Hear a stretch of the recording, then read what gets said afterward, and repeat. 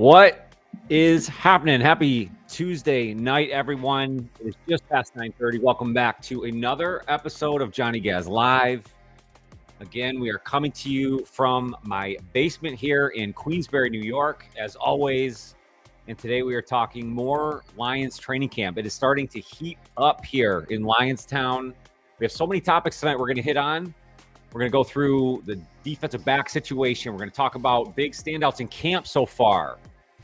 We're going to talk about the backup quarterbacks. We got to get into that today. That's a huge topic. It's going to be a big piece to what's happening this week. We're going to preview the upcoming Falcons game. We're going to get into a few topics that our man, the myth, the legend has for us tonight, Russell the Wayne villain. So let's not wait any longer. Let's bring in our guest host as always, Russell Wayne, the villain. How you doing today, brother? Welcome. Oh, it is happy Tuesday right there. Middle training camp. Tigers up and down. I got to watch a fantastic Money in the Bank cash in by Seth frickin' Rollins. What a storyline. What a great storyline that is. Life is good, man. We are getting into the good part of training camp, aren't we? Yeah, buddy. I mean, the first week, when you really think about it, it's just the Chargers and the Lions played a week one preseason game. Now everybody's going to play. Yeah. It's almost like the actual preseason is going to start on Friday, and I'm so fired up.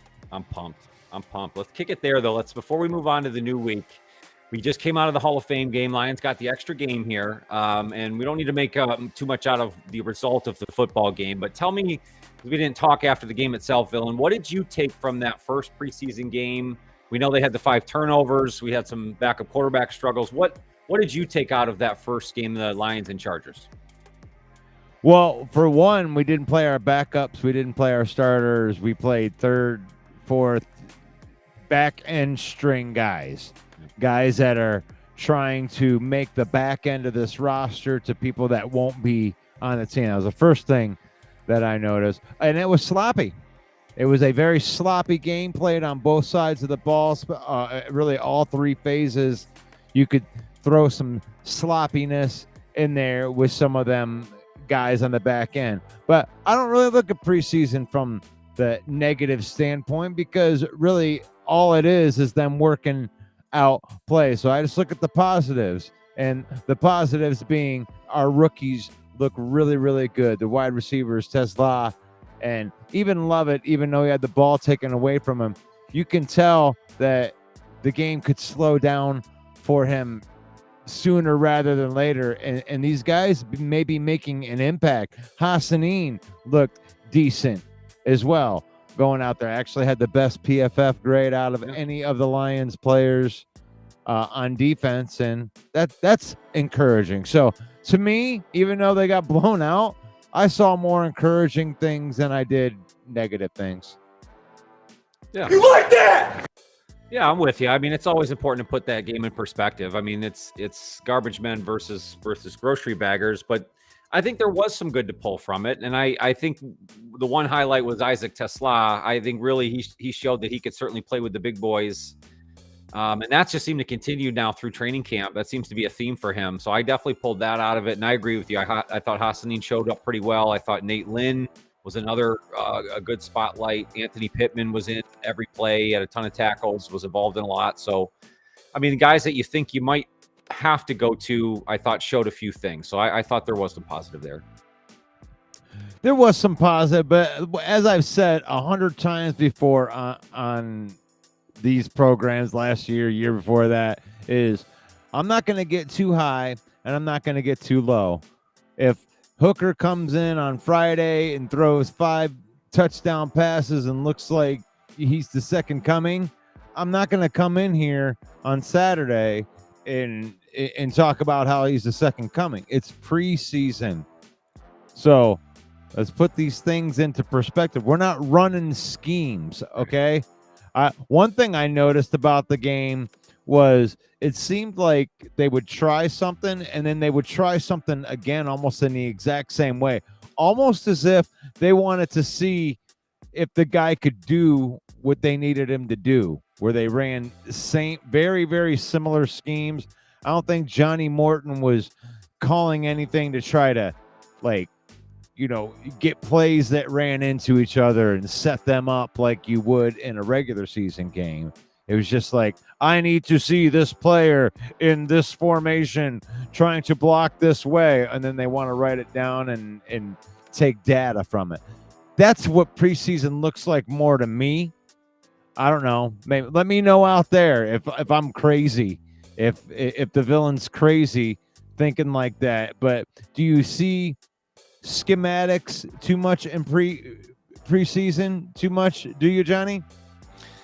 No, I think you called it. I think it's more about testing players and testing certain things within their scheme, because you're right. They're not trying to show their offensive, what they're trying to do. Put like you said, put plays together to make things make sense. It's about testing a guy here, testing an offensive lineman on a blocking scheme, hitting that a couple times. Did he miss the block the first time? Did he pick it up the second time?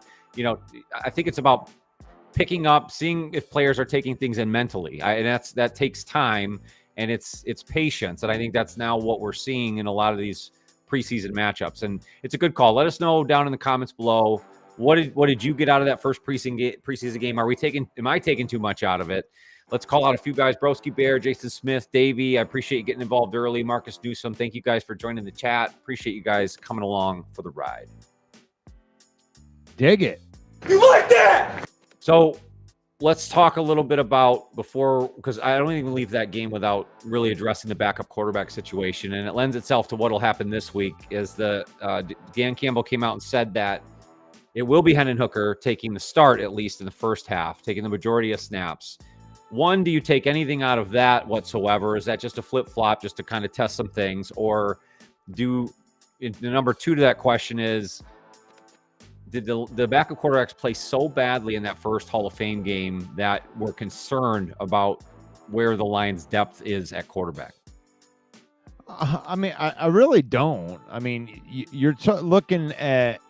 I mean, honestly, I'd give the Chargers more credit for coming right out and firing on the first week of preseason. But you got to think about this. We do have two new coordinators. Now, I do believe that everything's going to be ready by season start, but I mean, these guys have been in there installing this offense and they've been there for like 10 days. Right. Like, this isn't like they were in there like, oh, what the hell is wrong with you guys? No, they're installing some new stuff and it's probably going to look sloppy.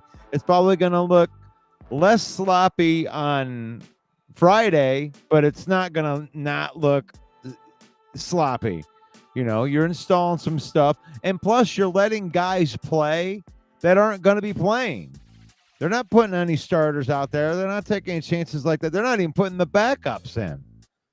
Shoot, Tyleik Williams didn't even play. Tay Ravage didn't even play. Like they got different plans for these guys. They want to see, roster number 75 to 99 to see if one of those guys can step out and be number 53, number 52, and number 51 on the back end of this roster. And I think Broski Bear hit the nail right on the head right there. Yeah. The only thing is Hendon Hooker was in the same situation last year, and he's kind of going to always be in the situation where he's not going to get a chance to jump in with the starters. So there's a couple of things that I want to see out of him progression-wise I didn't think I saw in the first preseason game. So I guess if I'm looking for something coming out of that is I just want to see a few more confidence-like things out of Hendon Hooker as far as reading through progressions, not going to a scramble, trying to make a throw down the field. I know he's trying to be extra careful and not make a mistake, but I mean, this right now, he needs to show something. Otherwise, he's not going to earn a second contract anywhere, let alone in Detroit. So I'm not concerned. It doesn't make me concerned that the Lions don't have a backup quarterback, because the truth is if Goff goes down, we're already in a bad discussion. But I just would love to see Hendon Hooker make some sort of strides. People keep telling me how great he is, and shoot, a year and a half ago, people were telling me he should be the starting quarterback for the Lions. So if that's the case, give me something. You know what I mean? Well, I mean, you got to get these guys developed in there, and the thing is you really got to see him with guys that might actually make the team. You know, he comes in the third quarter. He's got God knows who blocking for him, God knows who running. He's throwing to God knows who, Right. and he's got to make it work. You know, I'm not making an excuse for him because you should play better, but I do want to see him run the offense if, you know, with Dan Skipper out there or some of the guys that are the 3s or the 4s that might actually make the team running the offense. I want to see him throw the ball to Isaac Tesla. I want to see him get a chance to work with some of the guys that might actually make something happen. Yeah. What up, Lean? What up, John? Again, I appreciate you guys getting involved early in the chat. Thank you so much. Let's move on to training camp the last couple of days, because I think some good things have come out of training camp practices. One of the things I keep hearing over and over again is how great the defensive backfield is and the depth. And I think obviously starting at the top with the starters and Brian Branch, I mean, we've talked about him over and over again. But the other thing I'm hearing now is, you know, with Kirby Joseph, he had a little bit of an injury scare, but he's come back now in full force. And I read an article the other day that said he's sort of led the charge with the physicality in training camp and taking it on himself to, you know, kind of rough up some of the younger wide receivers, make sure that they're getting off the line and, you know, beating the press, those kind of things, which I really love to hear. So let's start right there with the two safeties. I mean, with guys like Branch and Joseph kind of leading the way, first of all, what do you expect out of them, Villain, those two? And can those two guys take this secondary to the next level this season? I have so much high hopes for Brian Branch and Kirby Joseph playing in that backfield for years to come. Like, I want them to extend Branch, and they absolutely can be game changers. They give you so much versatility up on what you can do in the front of the defense, because you know you have that part locked down. If you need Brian Branch to come up and guard the slot receiver, he can do that and just change positions in the middle of the game. Like, right. What they have, and that is so unbelievably good. I'm doing a series right now called the 313 Villain Elite series, and people ask me all the time. They say, why are you so confident after losing all the both coordinators and everything? And it's because we got players, man. Yeah, we got players. So I'm doing this 10-part series where I actually believe there we have 10 guys that you could make an argument could be a top 3 player at their position. And it's like, we got good players. So the coaches that are going to come in here are going to get to coach these players. It's like a kid in a candy store with Kelvin Shepard sitting in the back of that defense. All of that talent. He's already brought that up. As you know, it's an embarrassment of riches for the defensive coordinator to come in here with these ascending players. Yep. And I think this defense is going to be unrecognizable from last year just by getting, you know, Barnes and Hutchinson back. That is monumental. It's like adding 2 upper echelon players to your team that weren't there last year on a team that won 15 games. So that's why it feels good with that. And that secondary, that's the strength of the defense. I couldn't agree more. Yeah, I couldn't agree more. And my hope here is that the Terrion Arnold hamstring injury kind of works itself out. I think it will. They're being really cautious with him. On the opposite end, it sounds like they've lost Enos Rakestraw now for what they're saying was a long-term thing. I don't know what long-term exactly means, but it doesn't sound good. So they've brought in some additional cornerbacks. They've also gotten a lot of good work from guys like Avonte Maddox, but even more so what I saw coming out of the Hall of Fame game was Rock Ya-Sin. He really put his head in there, seemed to show his veteran leadership, and I think he's going to be a great addition. And again, you called it the versatility within many of those guys to be able to rotate. You had Amik Robertson making plays this week, so I agree. I think a huge strength in 2025 for the Lions is going to be the secondary. I'm very excited for it. It's a beautiful thing. It was something that we brought up earlier. These underrated signings, like you mentioned, those 2 guys, Maddox and Rock Ya-Sin, are just like underrated back end of the roster type of depth that, you know, you're not going to get embarrassed if a couple guys go down. You can have those guys, and they all play the different positions. You know, you've even had Terrion Arnold out You know, you got Ennis Rakestraw out, but you still got quality guys that you can put into that spot.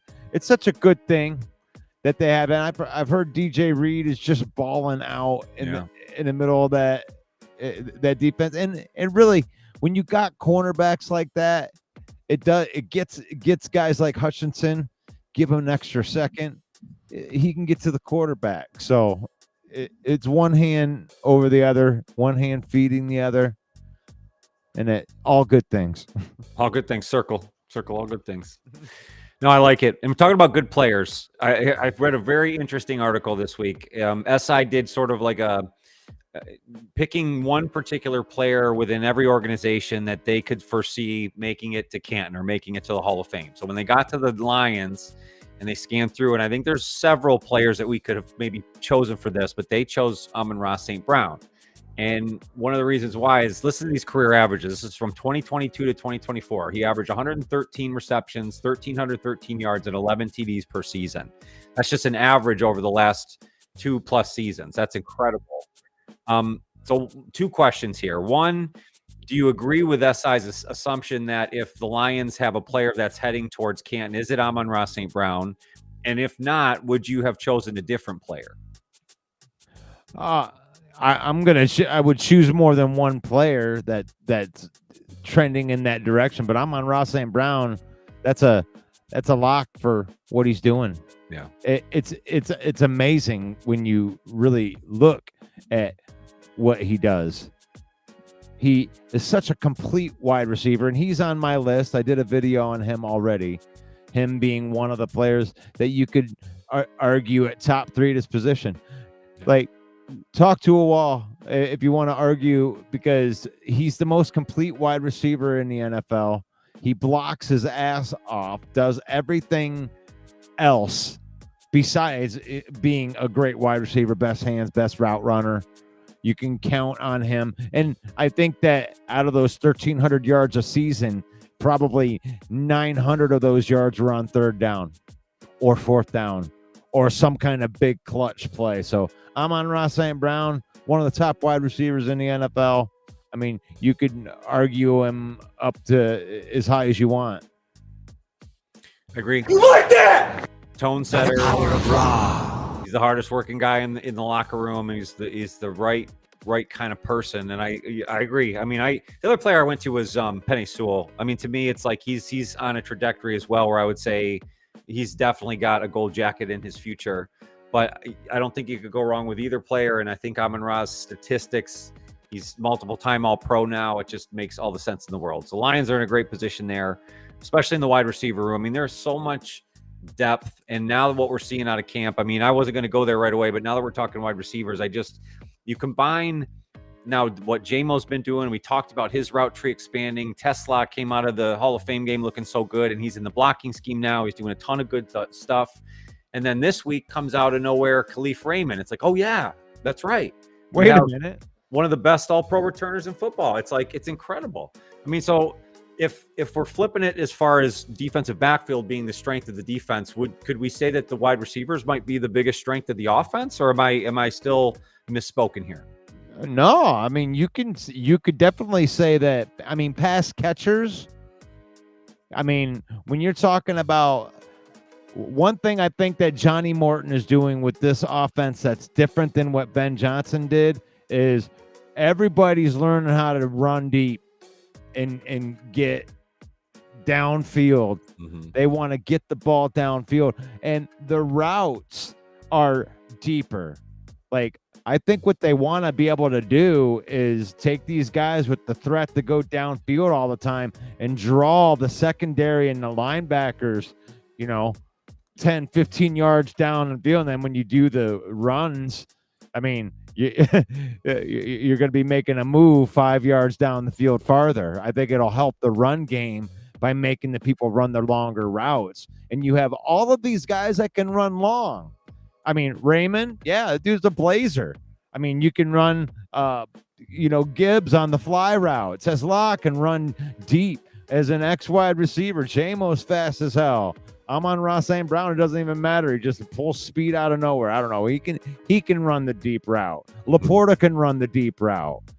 So, yeah, I think the pass catchers are so dangerous. It's unreal. I would hate to have to defend our playmakers. I agree. We're going to bite a kneecap off. Yeah, man, we just barely touched the surface on Sam Laporta and what he could mean for the offense as well. I mean, there's just so many spots to go to. Fleeting EXP, again, I appreciate you getting involved. Lean Greenfield, I see your comments all over the posts that I put out there. I appreciate you, man. Appreciate you getting involved always. Guys, thank you for getting involved in the chat.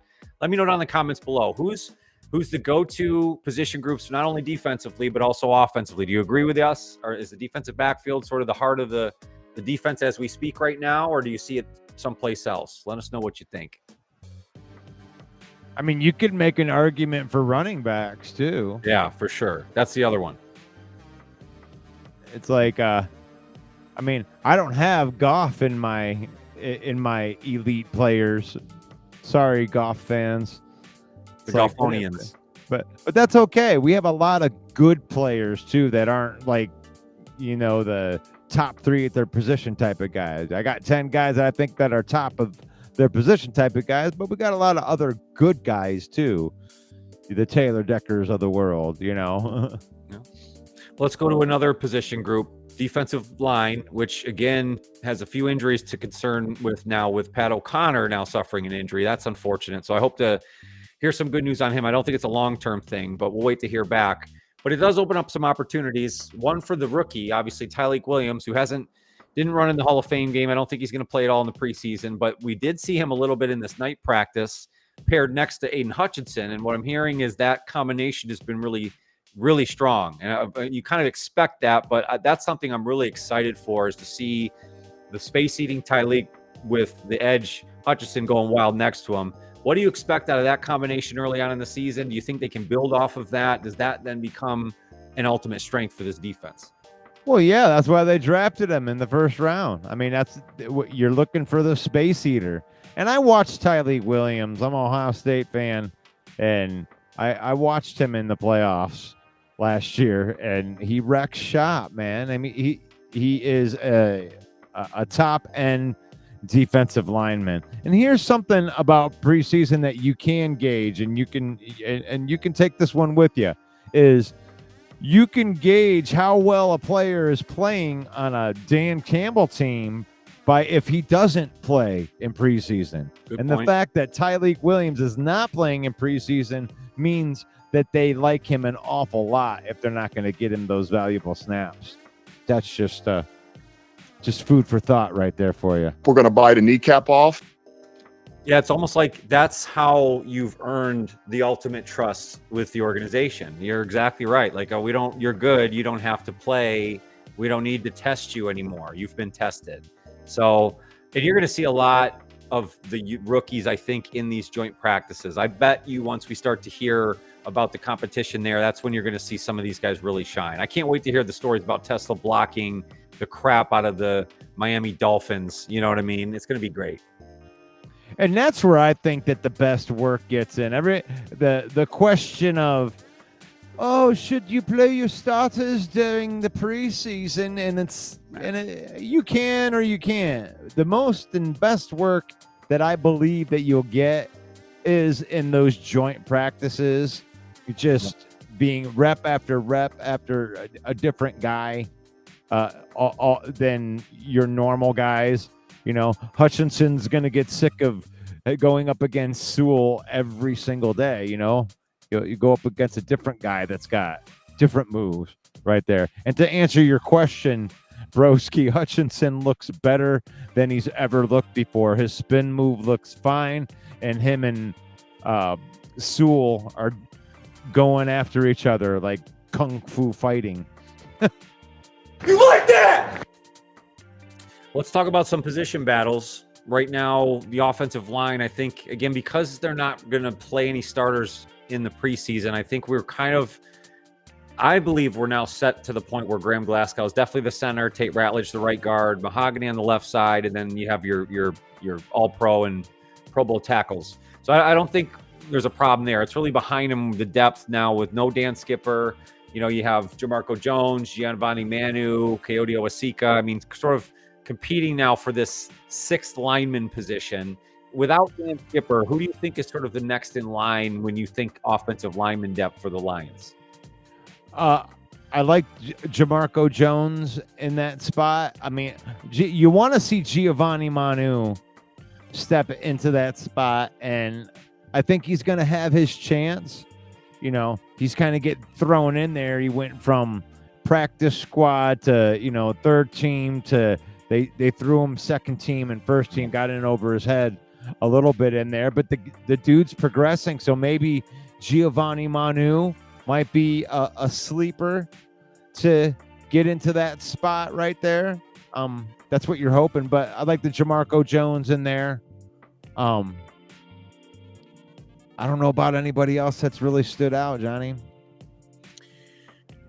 What about in the back end of the tight end room? I mean, we talked Sam Laporta and Brock Wright, I think, is probably your backup solidified. But then past that, with the Kenny Yeboah and Shane Zylstra thing, one, do we care about a third tight end? But in this offense, does it matter? I mean, what do you see kind of how that plays out? Does it even play into this at all? A name to look for is Horton. And Horton playing tight end, but really playing that flex tight end fullback type of position. I think that he might be able to have a shot, an outside shot or whatever, getting that third tight end spot. But I think they like Zylstra. I mean, he's been here since day one. And it could be, and then they brought in Yeboah, or what was his name? Yeboah, the guy from Kenny Yeboah. Yeboah from the New York Jets. New York. So I don't know. I mean, like you said, that third tight end. Are we even going to go there? Maybe we just keep an extra defensive lineman. There you go. I like the idea of Horton because he could play like an X or like a fullback as well. So you kind of get a lot of versatility out of it. So something different, you know. Yep. Well, hopefully with a two-back set, maybe we'll see more Montgomery and Gibbs there, where one of them becomes a pseudo fullback. But who knows? So let's talk about sort of as we prep for the Falcons game and the second preseason game, we'll call it. And again, the game itself, I don't really put a lot of onus to, but is there something in this game that you'd like to see, cleaned up, or what are you kind of expecting out of now the first home game of the preseason? Well, I'm a Brad Holmes homer, so I really want to see all of his draft picks take steps forward because they drafted him for a reason. And then you get those nice control, that team control for 4 years. That's the best scenario that you can really be in. And so I want to see Tesla. I want to see Hassanin. I want to see Giovanni Manu. I want to see Colby Sorsdahl, who actually has been playing the best football of his career going into his fourth year, these developing guys. So I want to see these Brad Holmes specials. I like that he can find these guys, you know, on the fringe and on the undrafted free agents. And, you know, you find these guys that can play in a pinch. But, you know, the team builders, I want to see those guys take a step forward. Yeah. That's what I want to see. Broski asked about who the backup center is. Well, they picked up that Tristan Colon that's kind of competing in there. Kingsley Igakwe, Michael Neese, they sort of all have been taking snaps. I think they like Kingsley, so I think they prefer him to be the guy. But this Tristan Colon has veteran snaps at center, so I guess it just depends on which way they lean. Ultimately, I think Tate Ratledge will at some point be the center, but right now it's going to be Graham. Well, I think that Tate backs up the center position at this point, and then you would take one of the other guys and put him at guard. I mean, I don't know. Kingsley probably has the best shot because he's the guy that plays center, right? And other guys, they're asking to do both, and you want to be versatile. You want the guy that plays center to also be able to play both of the guard positions. I think that's something that they value, is that you need to be able to back up all three spots.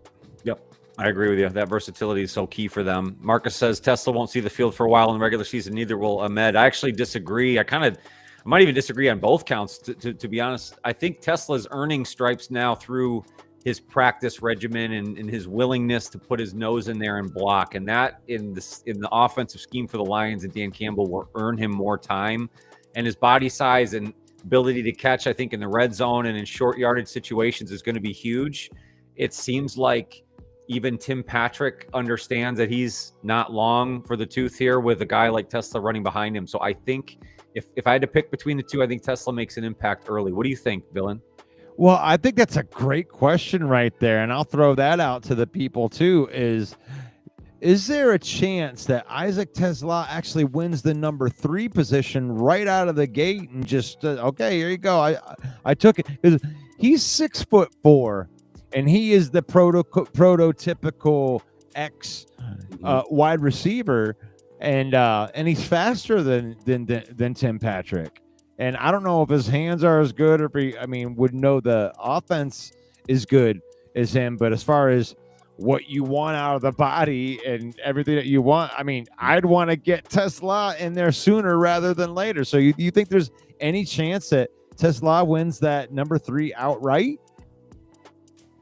I do. And I think the fact that he has that exact size that you're looking for to play off of Amon-Ra St. Brown, you have the speedster JMO, and then you get that that ability to stretch the field from sideline to sideline, not only with JMO's speed to go vertical, but now you're going both sides of the field. It really allows your offense to do a lot of things. It's all about the versatility and the guesswork for the defensive side. And to have a guy like Tesla in the mix, I think increases that.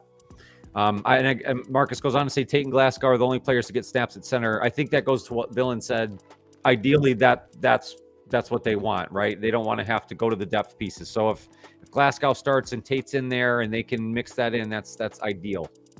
Well, that's one of the things too, is that a lot of people are like, oh wow, well the Lions have no depth because they didn't play good. But here's the thing: is like it's the starters and the backups aren't in there either. We're talking about, third tackle. We're talking, second and third guard, where you have 3 guys already that aren't playing that are going to be in those spots that can play all 3 positions. So you're not getting, like, not all these guys are going to make the team. Actually, most of these offensive linemen probably won't make the team. I like me some Jamarco Jones and Kingsley, and but those guys were practice squad. They know it. And in a pinch, if you go through a whole bunch of injuries, you'll have some of those guys. I think that you'll be able to keep some of those guys on the practice squad, but you're not going to be able to keep them all on the roster. What a bummer the Dan Jackson injury was too, man. Now he's gone for the whole season. That one hurt a little bit because that's not a guy that's in the safety room depth going to compete for a ton of snaps this year. But I thought special teams and some just a hardworking player, seemed like a good dude. That's a tough one to see. What do you think about that one? Yeah, that's tough. That's tough. Like Dan says, it's like you hate it for the player. Yep. And here you are. It's like you're not talking about a guy that's going to take a lot of meaningful snaps, even if he were to make the team, right? Right. So it's like it sucks for the. Nope, we lost the villain there. He cut out on us. I'm going to carry it here for a minute because I wanted to also go on to another topic. So we found out, I think it was earlier today, that former Lions quarterback Teddy Bridgewater signed with the Tampa Bay Buccaneers. And considering the fact that the Lions are kind of struggling at backup quarterback right now, at least I would make that argument. They're testing what they have at backup quarterback. I thought that there was a chance that the Lions at some point would bring Teddy back in. Now that we see he was willing to take a contract with another organization altogether, and it wasn't just this, sit and wait situation. Let me know in the chat, guys. Does that make you nervous now that the Lions don't have another option to turn to for their backup quarterback? Villain, I got you back, buddy. You here with us? Yes, I am. They kicked me out. I'm sorry, brother. It's that Flint, Michigan internet. You get to the water and they get to the freaking internet line. Come on, man. Come on, man. Come on, man. So we talk about Teddy Bridgewater. So Teddy. I love me some Teddy. But go ahead, buddy. My bad. Go ahead. I just wanted to make the comment on how people just give up so quickly on our players, and it's like to remember, guys, that this is Hendon Hooker's third year, and we're not talking about a guy that's been here and done it all, right? Yeah. Let's not give up on these guys too much. They're learning the systems. They're getting better. They're putting the work in. And don't give up on these guys so fast, Let them go out there and practice and work it out, It's not a lost cause yet. Yeah, I agree. It's my quarterback. Broski Bear asks, is Lopez the number 3 defensive tackle in the rotation? I mean, I guess it depends on, truthfully, their health at the moment. I still think right now Tyleek is him and DJ Reader, are your 1 and 2. And then, yeah, I would say maybe Lopez probably is your 3rd until Aleem McNeil gets back. And then he kind of shifts in that rotation. What do you think, Villain? I mean, you could put Lopez in there for sure. And then you got, O'Connor. They really like O'Connor. O'Connor's our try-hard guy now. I think every team has their back end of the roster try-hard. And O'Connor, I think he is that guy. He's a guy that's gotten better too. And then they like Cooper. They like the rookie Cooper. Yeah, you tell them a little bit about Cooper. You know more about him than I do. That's because I was just reading up on him a little bit. Keith Cooper Jr., undrafted out of Houston. Weird situation because that's where James Houston kind of came from, right? It's almost the same weird situation that he worked himself into here. So I think people are hesitant to jump into another Houston guy, same situation, defensive line, but he's flashed and he's gotten a lot of opportunity since the other defensive linemen have gone down. So if it's not Lopez, you might see this Keith Cooper Jr. start to take some snaps. He's 6'4", 280, a little bit lighter for defensive tackle, but versatility, could play across the defensive line. So I think it gives him some things. But I really believe that's what we're going to be going for because everybody is so adamant about who's going to be the guy opposite of Aiden Hutchinson, and I don't know if there is going to be a guy. I think that you are going to see that. It seems like they got these Mekhi Wingo guys and Keith Coopers and these guys that are like the tweeners, and if you got a big nose tackle and then a couple of these smaller end type of defensive tackles and then Hutchinson. And honestly, I got a hot take for you, man. I haven't got to throw this one out. Let it rip, brother. The person that the villain says this. The villain says that the person that is going to have the most sacks that isn't Aiden Hutchinson, and his name is Derek Barnes. Ooh. Derek Barnes will have 10 plus sacks this year if he stays healthy. I mean, I hope that he can stay healthy, but I think that they're going to use him as a jack linebacker along outside of Hutchinson and run 3 defensive tackles right across. Hot take. I don't know. You like that? No, I love that. I think they were going there last year through 3 weeks. I just think that the injury derailed a lot of their plans, and then everything stacked on top of each other when Rodriguez goes down. Everything else kind of hurts. I agree with you, man. And we're getting Alex Anzalone back into the mix. That allows Jack Campbell to do his thing, which then allows Campbell. The whole thing kind of works if they have that health there.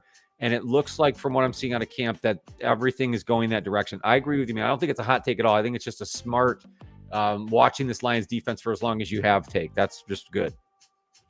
Yeah, and can anybody, really? I mean, who's the guy? Like, when was the last time that we had 2 double-digit sack? But was it Averill and Sue? Was it? Sue and probably a combination of somebody there. Yep. Yeah. So that's just not something that we're used to here in Detroit. And like I said, man, Kelvin Shepherd is I think that he's one of the most underestimated coaches that are out there, because when people talk about a brand new defensive coordinator, it's like, dude, this is not brand new. This is not brand new. This is the linebackers coach who's been coaching Jack Campbell for 2 years, now just got made like a mafia movie. He got made, and then all of a sudden Kelvin Shepherd is the man, and then he gets to elevate his boy. That's why he says it's Jack Campbell's. He's been prepping Jack Campbell to take over this defense for 2 years, and now he's giving him the keys. And Kelvin Shepard, I don't know if he's a better coach than Aaron Glenn, but he's just in the right place at the right time, and he's going to get a lot of credit this year for a lot of what Aaron Glenn built. How about this, man? I looked it up because you said it. I was curious. The last time the Lions had 2 players with 10 plus sacks in a single season was all the way back in 1999. Could you, and want to play a trivia game? Can you tell me who those 2 players were? Could you make a guess? Oh my. 1999. Just if not, it's okay. I'll tell you, but I thought it might be fun. John Rogers? No, you got to go before that. That's before his time. Robert Porcher was one of them. Can you name the other player? Oh my God. It was James Hall. Robert Porcher had 15. Yeah, I would have never gotten and a half. I couldn't lead with James Hall because nobody knows James Hall. but still, that's the type of thing we're looking at here. That's incredible. The Lions have not had 10 plus sacks for 2 players in over 20 years. That's crazy. And I think that they've been setting this up. And it's like last year, it's almost like they got to shoot a gun, but it wasn't the gun that they built. They have not got a chance to fire this weapon of mass destruction yet. And I think that it's going to be special by the end of the year. I agree. When you look at that, Jack Campbell, Alex Angelo, and Derek Barnes, that's a nice linebacker core right there. And the guys that are behind them, they proved that they could play last year because they had to play and they still won 15 games despite not having those guys, But man, you got me fired up. I do have to start doing. I got to do more shows because I'm used to doing the 5 days a week, and I get so antsy. Get in here, get on Johnny Gaz show on the once a week. It's like I got to get it all out. I love it. And I love having you. And make sure that's why I pull this up. Make sure to go subscribe to Villain's YouTube channel if you have not already. The QR code is right down there. Scan it with your phone. Go check it out. He does amazing content. He's not only dipping into the Lions, but I see a lot of great Tigers content coming out from you as well. So why don't we stay right there? Tell them where people can find you, not only here on YouTube, but on the Facebook side. Well, it's at 313 Villain, our 313 Villain squad. We're on, I'm on TikTok. I'm on X. I'm on, the Facebook page. The Facebook page, we just got over 71,000. Awesome. So we're flying. We're flying, and appreciate all the support on that. And we're all just fans here. That's how this all started. That's what the Villain Squad page is. It's just a fan page. I put all the info out there, all the stuff that Johnny puts out. I try to get up there too. Well, I love the 180 seconds daily. I make sure I put that one out there too. Thanks, buddy. Thank you. No, I appreciate the. It's badass, dude. It's fun. Like you said, it's fun, and getting to collab with you has been really a good time. Now, you had mentioned you had a couple topics for us today, and I don't want to leave our live here before I give you the floor. So, did you have a little something for the people that we can address? Let's give Villain some time and see where he can take us. Take us to the moon, Villain. So, I wanted to talk about the nonsense known as the Micah Parsons stuff.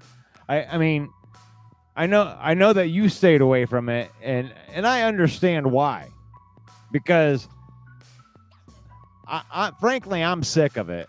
Every time a player, says that he's disgruntled, 31 teams talk about, oh my God, what would we like to have Trey Hendrickson. Oh, what would it be like to have Myles Garrett? What would it be like to have Max Crosby? Oh, now, what would it be like to have Micah Parsons? Shush. Just shush. Please. Just stop. Micah Parsons is not coming here. I'll give you one scenario that it would work, and it would probably cost too much draft capital that Brad Holmes would be comfortable with. Let's say they throw a couple first-round draft picks and they make it work, and they bring Micah Parsons over there. Here, he's not getting an extension here.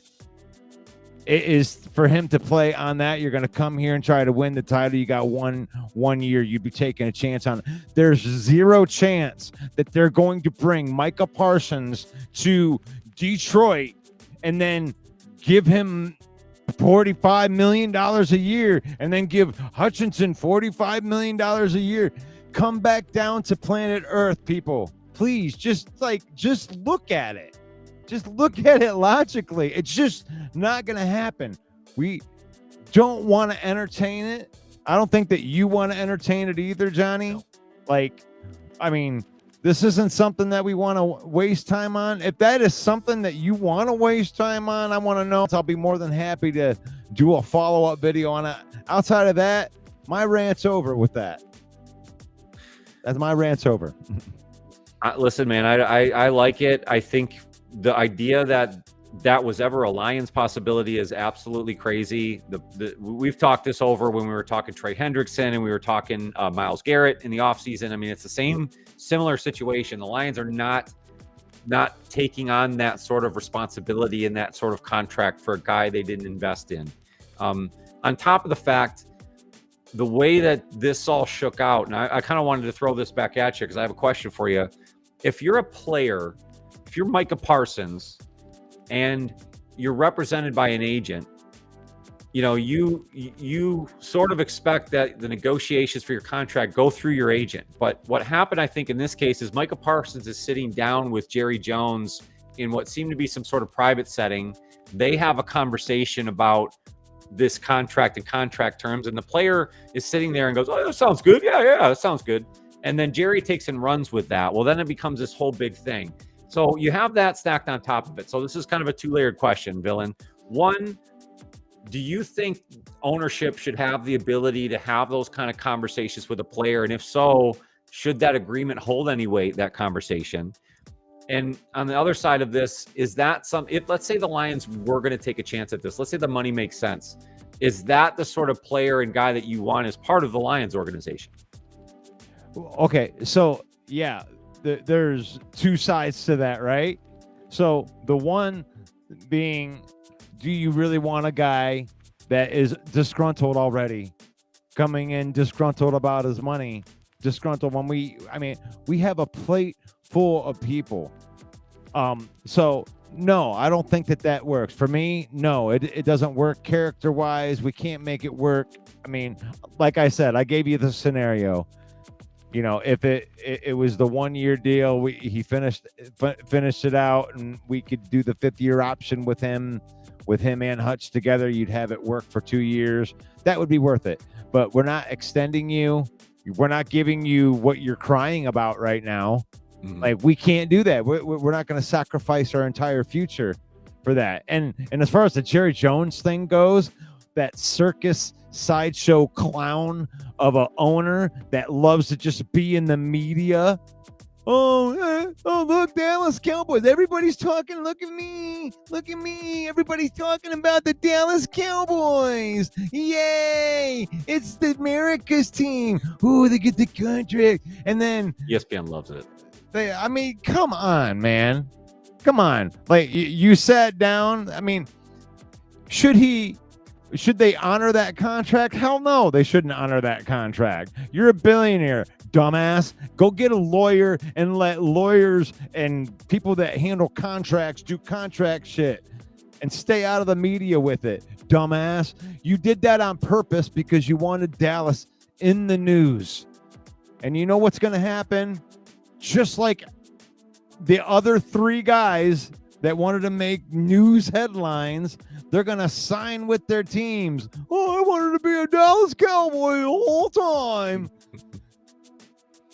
Well, Broski brings up the point. He says nothing wrong with Parsons' character, and that's sort of the argument here. On one side of it is like, what he should be allowed to advocate for himself, but at the same time, again, you should know the process and what it takes to get a contract signed, and ultimately, you like Villain said, the circus show that is the Dallas Cowboys. You have to almost expect to do this the right way through your agent. So I don't necessarily think his character is in question, but I think his business practice is in question. And the fact that you deal with Jerry Jones in the way you did, I think now has made this such a bigger thing. And going back to the Lions to trying to relate this back, one, they weren't paying him that kind of money because it limits what they could do with other players. And two, they don't want that kind of circus. They just won't deal with it. I mean, come on, man. Do I like the Madden type of thought of having Micah Parsons and Aiden Hutchinson on the same? Of course I do. Okay. But this isn't Madden football. You have to have somebody that's actually willing to trade the player. I mean, why would you trade Micah Parsons? Like, why would you trade Micah Parsons? It's just, they should have just given him a deal. But they're dumb. That whole organization is dumb. They should have just given him a deal. They would have saved a ton of money. Get it done now. He is a good player, and when he's healthy, he produces. And nothing's going to stop him now. If they don't get this done, I guarantee this will happen. He's going to walk on the practice field. He's going to fall over. ACL. He's done for the year until he gets. And all of a sudden he's back. Oh wow! Oh my God. The Johnny Gaz Voodoo Tour, right there. Gosh, throw it down on him. No, I didn't. No. You know what? You're right. That comes off bad. I don't mean it like I'm voodooing him. I'm just saying the incentive for him to go out there and try now is not there, but he'll be penalized if he doesn't practice. Right. So he could go out there and go, "Oh, blew out my knee. I'm done." And he could be faking it for all we know. But hey, I like that. You got to go out there and get bold. So what I like Micah Parsons, but here's the question that you really want to, like, do you want Micah Parsons on this team right now, or do you keep it where it's at? Maybe you sign Judon or Za'Darius and make something like that happen, but because you didn't get Parsons, you were able to re-sign Hutchinson, Laporta, Gibbs, and Jameson Williams and Brian Branch. Like, I want those guys as part of the core. I want the guys that are on my team. I've never said this as a Lions fan before in my life. Holy crap. I want to keep all my own guys. Like, I would rather have Brian Branch have the two best safeties on earth. Make it work. They worked the Kirby Joseph contract like the Philadelphia Eagles did the Barkley contract, where they threw a whole bunch of money like way down the road, and like the Lions are willing to blow up 2030 at this point. That's yeah. Well, I mean, would you? I mean, hey, let's just blow up 2030 if we can compete in 26, 27, 28, and 29 and be right there lockstep ready for the Super Bowl. In every one of those years. Well, I think two things, because Broski says it one way, and I think Fleeting says it sort of the other way. I heard this on the radio today with 97.1. They said that none of the Detroit current sports organizations are taking chances, and because of that, they're not winning championships. But in the Lions situation, this has only been 3 years of sustained success, if you can even qualify that as sustained success. Pittsburgh, Dallas, if you want to bring that up in the 90s, San Francisco, New England, those organizations had sustained success, decades of success, where when they didn't take a chance, it wasn't a big deal. But for the Lions, again, this is so young for them. So to say, oh, we got to take a chance, you haven't let this blossom enough. You haven't given guys second contracts yet. So they're trying to do this the right way. And who says it won't win them a Super Bowl? It almost did 2 years ago, and it might this year. If we're saying the same thing 3 years from now, Broski, you come back and say the same thing, and we've had 10, 11, 12 wins every year, but haven't won a Super Bowl, then fine. We could have that discussion. But we're not there yet. And I think people are rushing that whole idea of you got to make the big move. No, they don't. And they're saving the money for the right players. Sorry, Philin, go ahead. Well, you're right. Like, but the thing is like they haven't taken a chance. You don't think spending $54 million a year on a quarterback is taking a chance? You don't think spending $28 million a year on your wide receivers taking a chance? Or spending $30 million a year on your right tackle is taking a chance? 16 million. Like, they take chances every year. They're just not taking the chances that you want them to take, which is bringing in unknown players that have never played in our system, never coached, never been around our people. When, like, I you know what I want them to do? I want them to take a chance on Aiden Hutchinson. Mm-hmm. Like, that's, I want them to make sure that Aiden Hutchinson here is here long term. And then I want them to make sure that they're going to have Brian Branch and Jahmyr Gibbs here long term, and Sam Laporta long term. Those are the guys I want long term. I don't want this Madden bullshit. I honestly, like, Micah Parsons, or sign 4 core guys that have been on the team. It's a no-brainer for me. Mm-hmm. I'm not. Yeah, this $15 million in cap space that we speak of is gone. We've had enough of that shit. As soon as they sign the dotted line with Aiden Hutchinson. So it's easy to sit back and say it at this moment, but I agree, Villain. They got to be forefront thinking with the other contracts. And they will reset with more rookie contracts if they continue to draft well. So the whole rookie contract situation should always hold true if the Lions continue to have success drafting. And so it's kind of one and the same.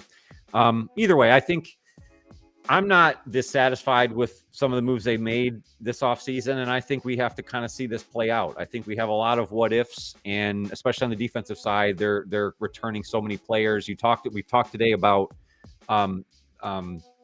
we just talked about the linebacker. Why am I blanking on his name? Derek Barnes, playing such a huge piece in this whole thing. And that's just one of the many pieces that are returning. So I'm confident in it, buddy. Yeah. And Broski, you're just not living. This isn't planet Earth. We're not sitting on $50 million every season. That's the thing that y'all need to understand. Okay. I'm trying to help you here, guys.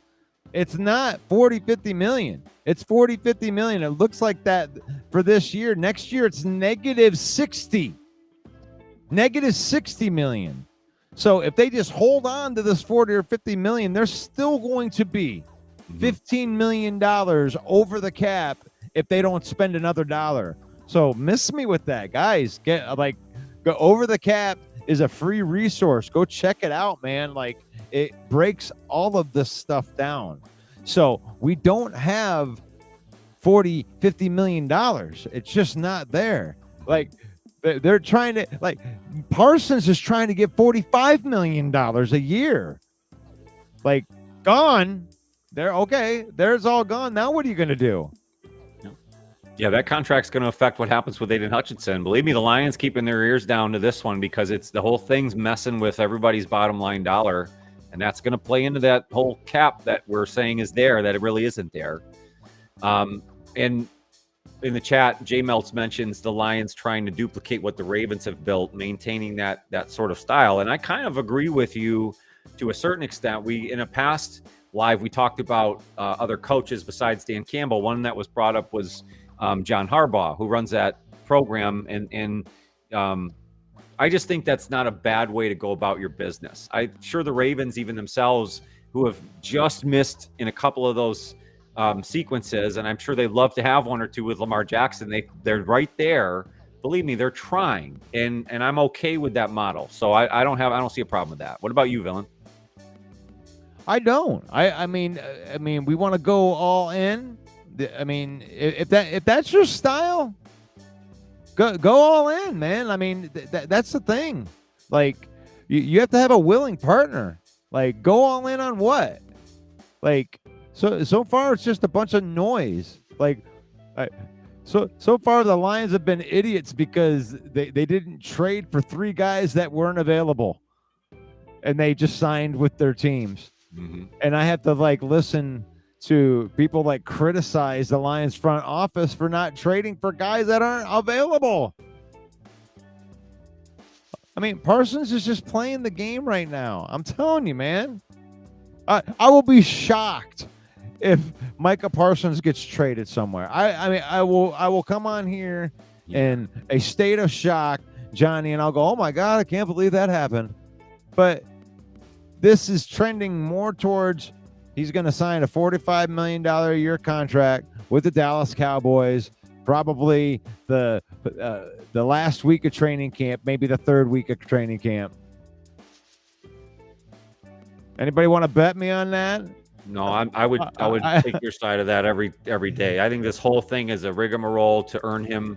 He's trying to play himself into more money, and the Cowboys now are trying to call his bluff. And there's no winning here. You know who loses? We do as fans, because we have to listen to this bull crap every day.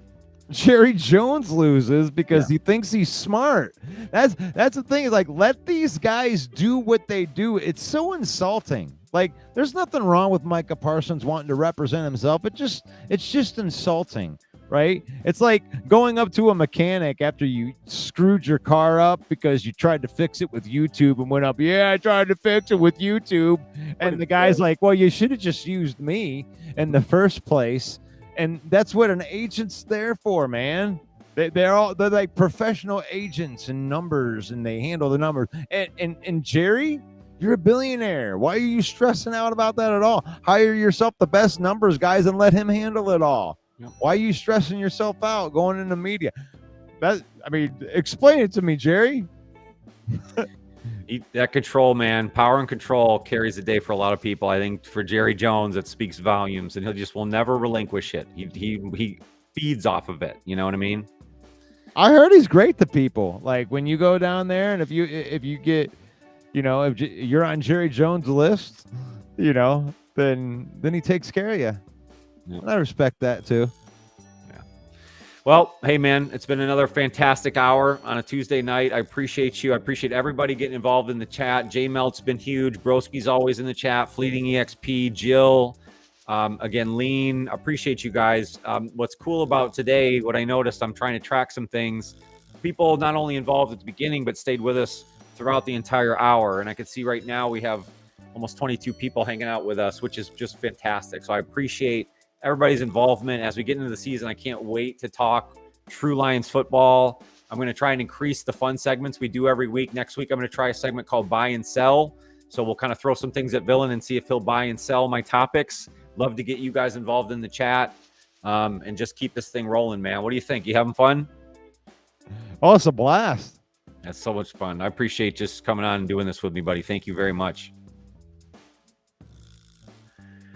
So, make sure to go check out the Villains channels, not only through YouTube, but on Facebook. Again, I appreciate the platform you've provided me. We got content coming out each and every day. We're talking Lions training camp every day. We'll be back next Tuesday at 9:30. We'll wrap up the Falcons game, the Lions' first home preseason game. I might even be back in Michigan next week, buddy, so I'll hit you up if we can make something happen. I'll let you know. But other than that, I appreciate you, and I appreciate all the people out there. Villain, you take it easy. You got any final words before we wrap this thing up?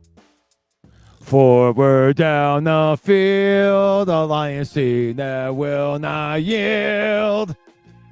I love it. I love it. All right, guys. You guys take it easy. We'll be back next Tuesday, 9:30 p.m. Eastern time. As the Villain always says, faith, family, football in that order. Everybody have a fantastic night. We'll see you real